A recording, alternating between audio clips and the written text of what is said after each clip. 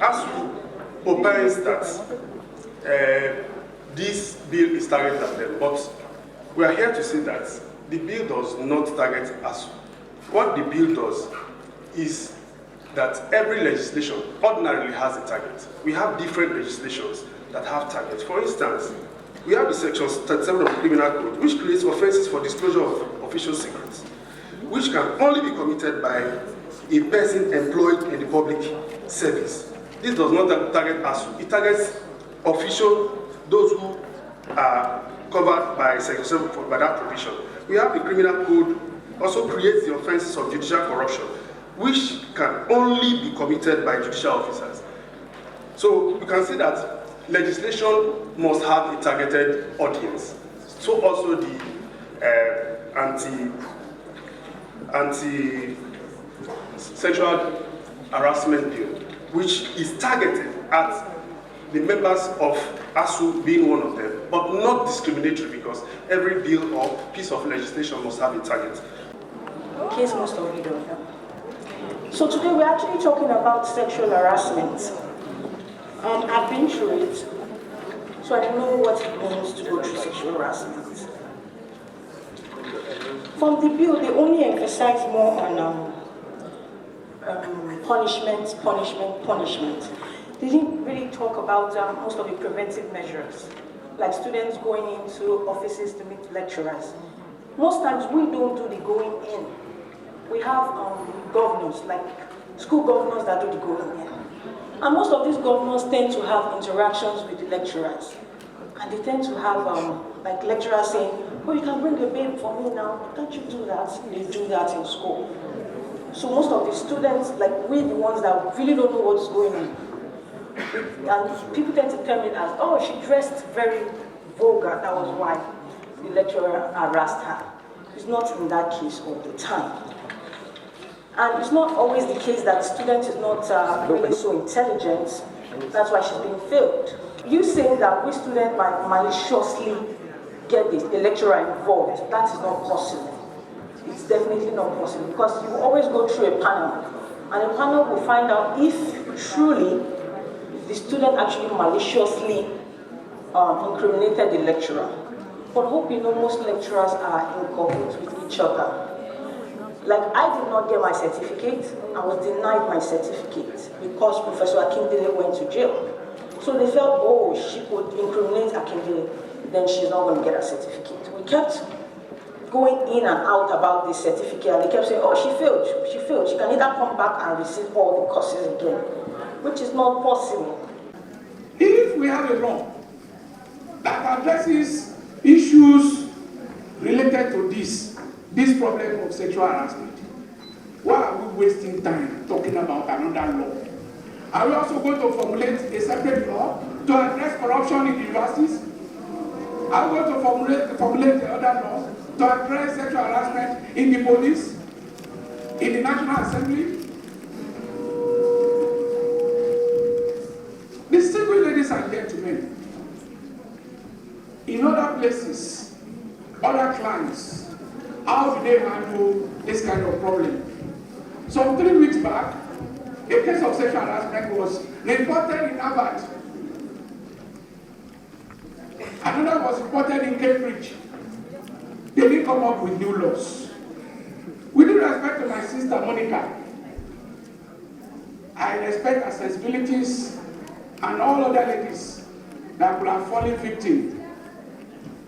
We didn't need to wait for this law for Professor Akindele to be jailed, did we?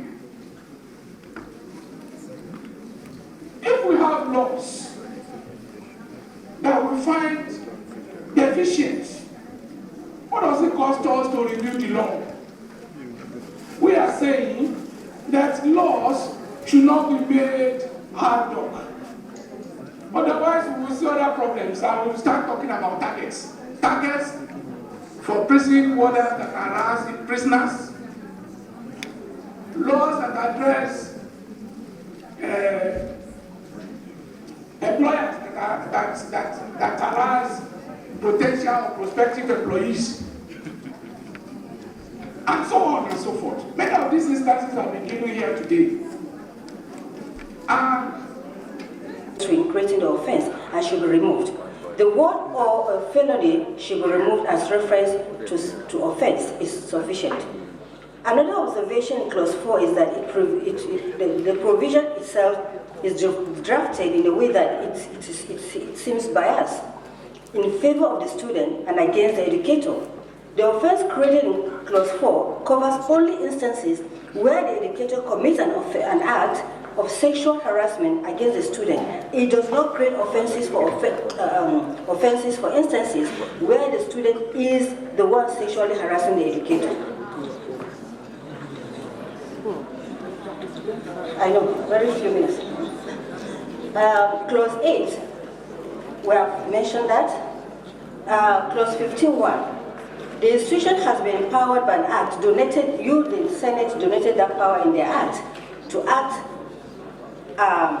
to conduct disciplinary proceedings. So by denying the same institution the right under its enabling law to proceed with internal administrative disciplinary measures and grievance procedures by having prominent preference for criminal processes.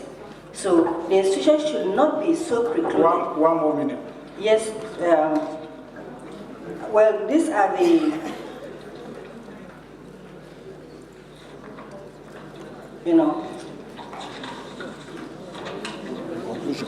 Another important area is the definition. I go down to the definition.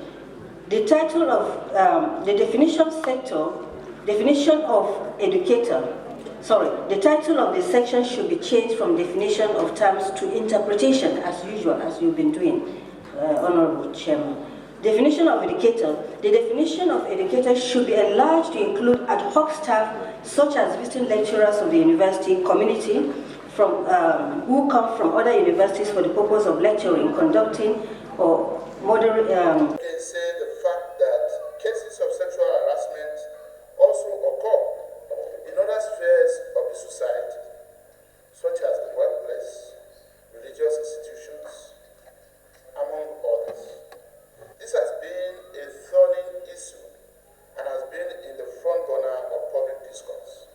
However, the proposed legislation under consideration is targeted basically at tertiary institutions of learning, and this is not unconnected with the fact that victims of sexual harassment in tertiary institutions probably feel most unsafe and unprotected.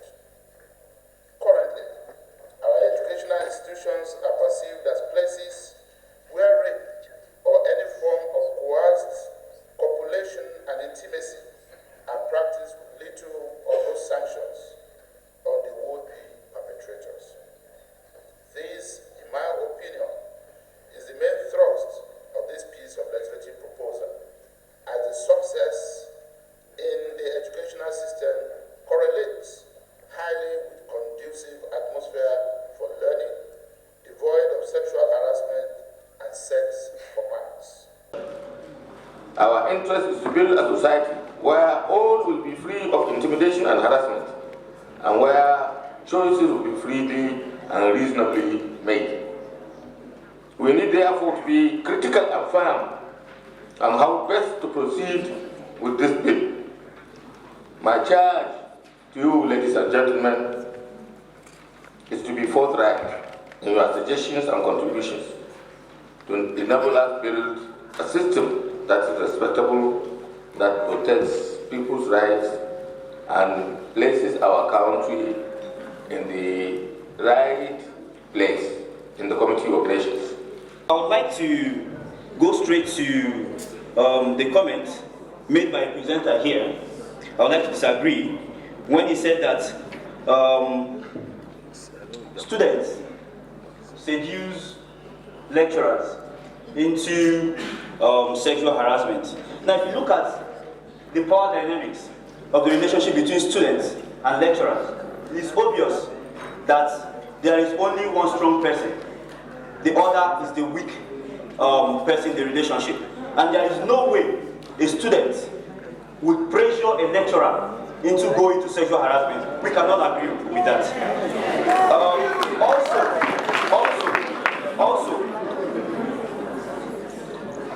educators, not necessarily lecturers in university, non-academic staff of universities, polytechnics, college of education.